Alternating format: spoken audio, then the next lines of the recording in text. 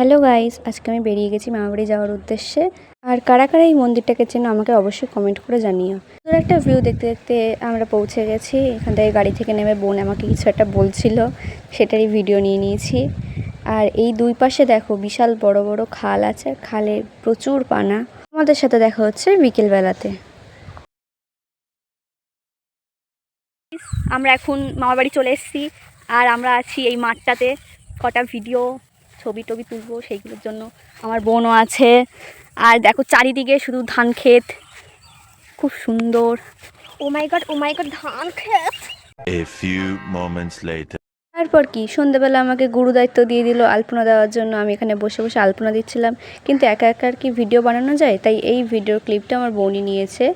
তারপরে আরেকটা জায়গায় আলপনা দিয়ে আমার সব আলপনা শেষ করলাম। ফাইনাল রেজাল্ট তোমাদের সামনে। তোমরা অবশ্যই কমেন্ট করে জানিও যে এই তিনটে আলপনা আমার কেমন হয়েছে।